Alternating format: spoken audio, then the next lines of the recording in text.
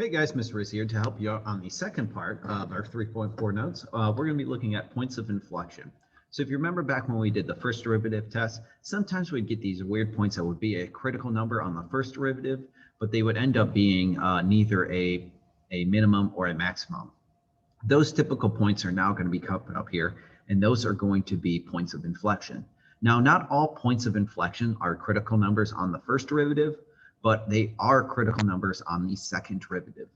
So the points of inflections are the points on the graph that switches the concavity direction. So where it switches from like concave up to concave down.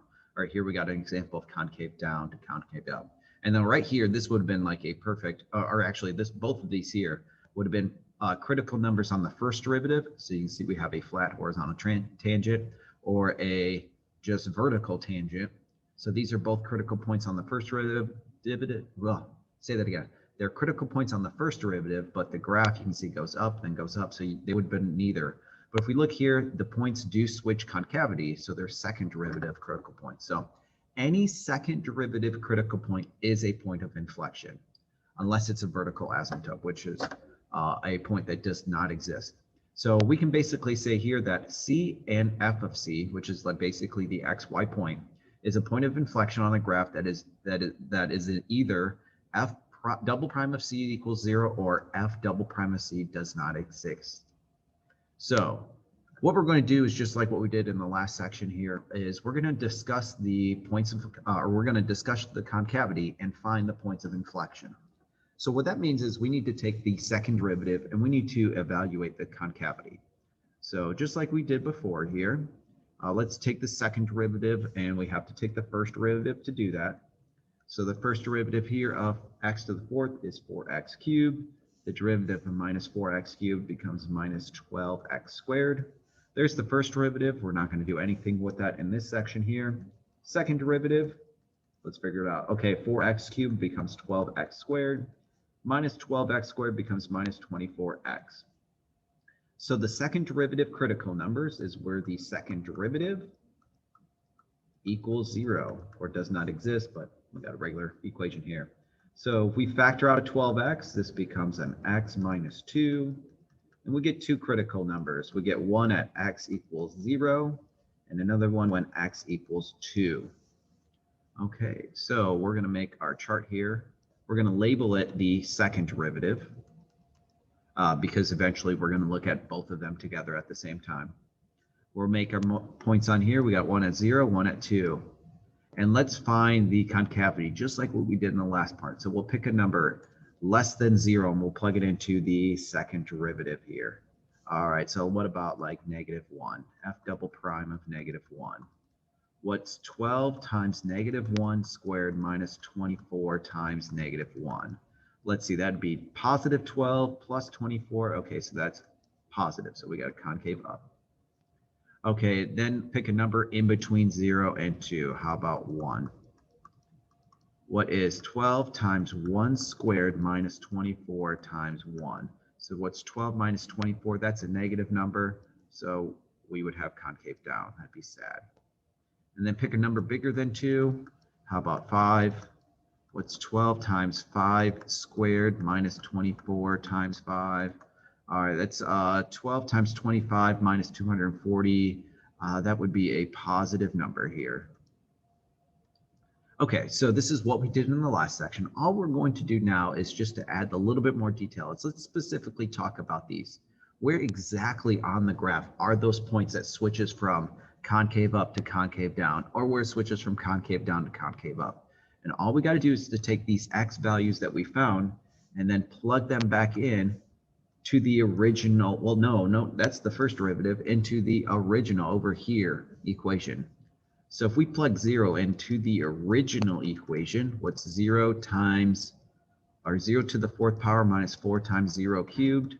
That'd be 0. So there is a point of inflection at the point 0, 0, because at this 0 critical number, we plug it back in, its original would be 0.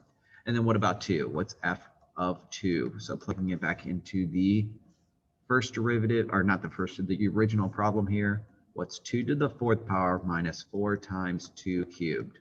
All right, what's 16 minus 4 times 8 is 32. That is negative 16. So we got a point of inflection at 0, 0, and another one at the point 2, negative 16. Okay.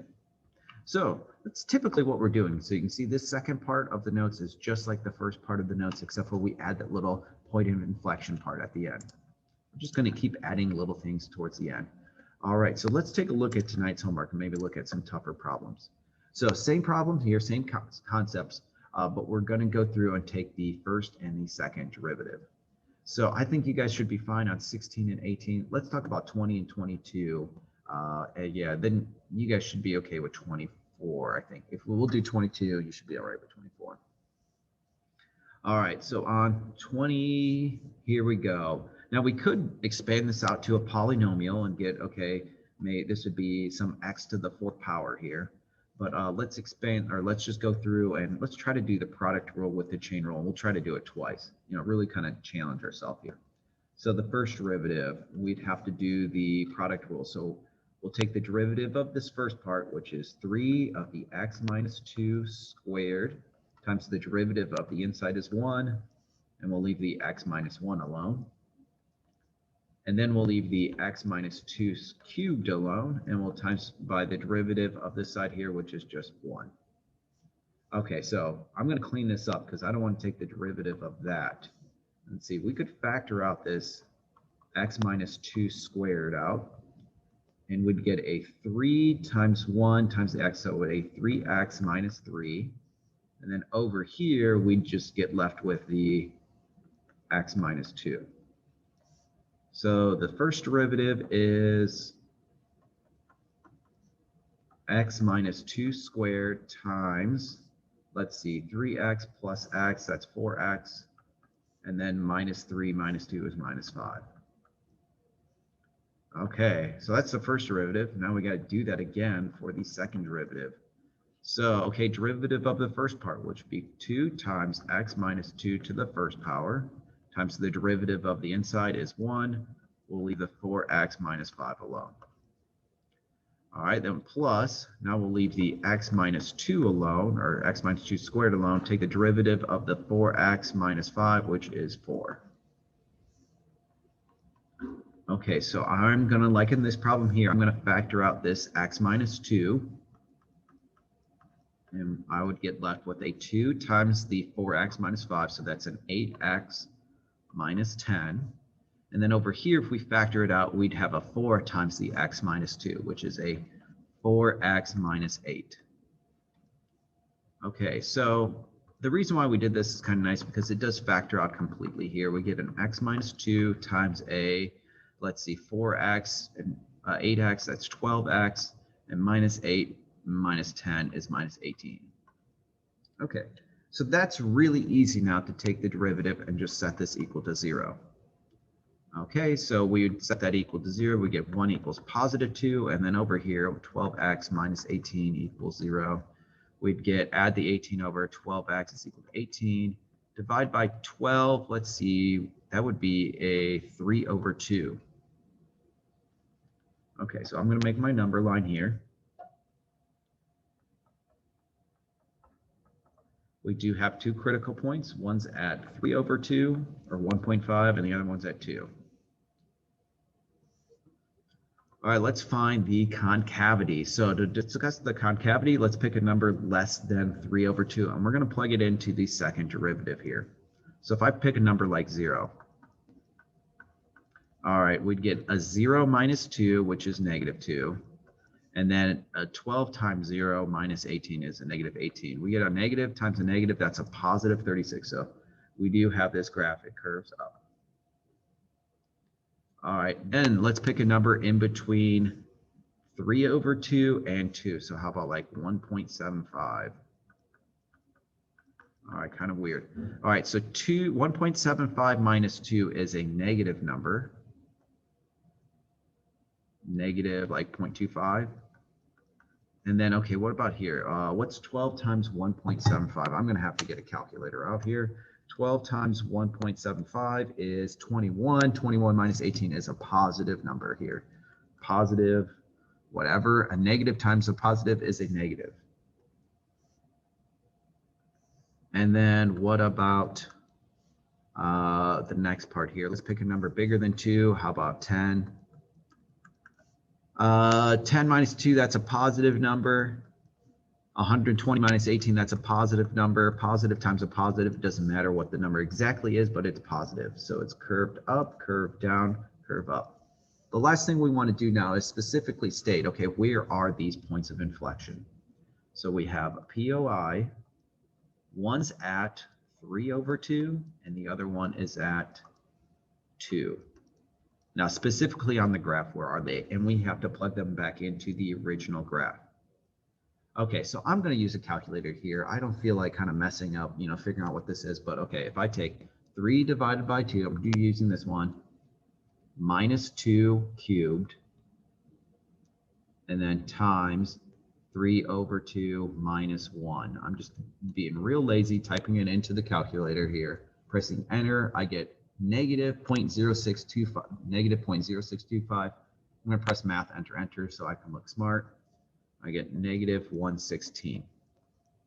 All right, do the same thing with 2. 2 actually is going to come out easier. 2 minus 2 is 0. 0 cubed is 0. 0 times anything is 0. All right, so we got our answers there. 3/2 seem right. Yeah, okay. I'll trust it. Okay. So not too bad. All right, let's go ahead, try to do 22 together. See if you guys can follow along with this one here. All right, I'm going to change this to x times 9 minus x to the 1/2 power. All right, so you know what?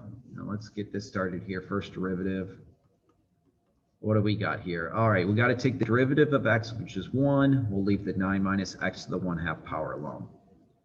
And then what we're going to do is add, we'll leave the x alone. We'll take the derivative of the second part, which we need to do the chain rule. So that becomes a 1/2 9 minus x to the -1/2 power times the derivative of the inside, which is -1. Now, normally what we do is we kind of factor this 9 minus x to the -1/2 power out, and then we move it to the bottom, but then we'd have to do the quotient rule. So I'm going to kind of think a step ahead here. And if we factor that out, this becomes 9 minus x over here, because we take away the -1/2 power that bumps up to the first power. If we take it away here, this goes away, and we're left with the x times 1/2 times -1, or -1/2 x. So the first derivative simplifies down to 9 minus x to the -1/2 power times, let's see, 9 minus 3/2 x. Not the prettiest looking thing, but all right, let's take the derivative of that. So the derivative of the derivative. All right, 9 minus x to the -1/2 power. Okay, so we got to take the chain rule of that. So that becomes a -1/2 of 9 minus x to the -3/2 power times the derivative of the inside, which is -1, and then we're going to leave the second part alone. Kind of backwards of what we typically do, but it's all right. Now we're going to leave the 9 minus x to the -1/2 power alone, and we'll times by the derivative of the inside, which is just -3/2. Okay, so in this problem, let's factor that part out again. We'll factor out the 9 minus x to the -3/2 power. Let's see what we get. All right, so we'd get a -1/2 times the -1, so we got a +1/2 times 9 times, okay, so we get a 9/2 minus 3/4x. Oh, no, we want to keep going on here, and then plus, actually it's going to be minus, this is going to bump up to the first power, and we're going to distribute the 3/2. So we'd get a minus, that would be 9 times 3 is 27/2, and then plus a 3/2x. Okay, hot dog. So that means our second derivative is, we're going to move that to the bottom here, and that's going to be 9 minus x to the 3/2 power. Okay, Keep in mind that's some kind of radical here. And then on the top, let's see what we got. Negative 3/4 x plus 3/2 x would be a positive 3/4 x. And then 9 over 27 minus 27 over, or 9 over 2 minus 27 over 2 would become negative 18 over 2, which is just negative 9. Okay, so second derivative's done. We can talk about how we can make this a little bit easier. Let's take this, and since it's a problem, we need to set both the top equal to 0 and then the bottom. Make sure not only does it not equal 0, but in this case, it has to be greater than, it cannot be less than 0.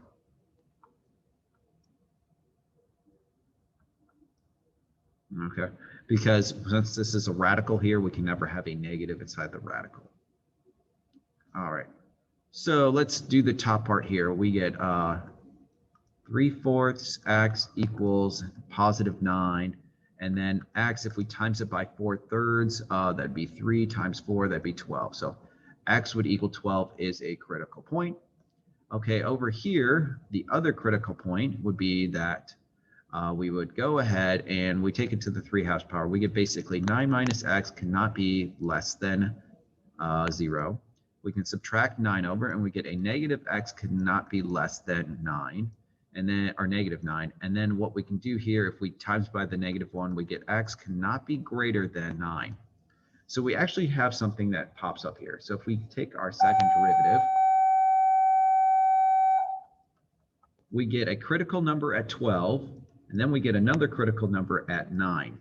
Now here's the catch. Since we have this radical here, it means at any x cannot be greater than 9. That means none of this over here exists. So even though we have a critical number at 12, it just doesn't work because 12 cannot even be plugged back into the original. So 9 is the only point here that we would have a critical point, and in fact it's a point that just doesn't exist here, or it's 9, 0. So you can probably say it's a point of concave or point of inflection, but it's really just the end point of our graph. And when we look at this on a graphing calculator, it'll make more sense. We still have an interval range here that we need to figure out, well, is this concave up or concave down? So let's go pick a number less than 9. I'm going to stick with 0 because that's easy. Plug it into the second derivative. So if I take 3/4 times 0 minus 9, okay, that's negative 9 divided by, and then if we plug 0 into here, that'd be 9 to the 3/2 power. Okay, that's some negative number on the top divided by a positive, meaning this is concave down. So if we look on the graph, this one probably makes more sense here. We did the math here and we got it to be concave down all the way to 9, and then after 9 it doesn't exist. Go to Desmos, or we can go to our graphing calculator here and go through and see, okay, clear this all out. You know what? I'm going to leave those equations on there because that's kind of nice to do, but I'll turn them off. And make it x, the original equation was x times radical 9 minus x. Take a look at the graph. You can see it's curving down all the way we get, and then when it gets to 9, it stops. And then if we really want to, since we have these original equations that are on here, if we turn them on, we can look at the first derivative, we can look at the second derivative. First derivative, if we look at here, it's all positive, so the graph is going up. It switches right here to going down. Here, these are all negative. Second derivative, it's always negative. It gets more negative, but it's still just concave down the whole time. It's always negative, and it just stops at that point. Okay, so hopefully that makes sense with the second part of your guys' homework. You guys just have a couple problems to do on your own. If you guys have any questions, ask. If not, take a look at the answer key on Canvas, and you guys have a great one. See you next time.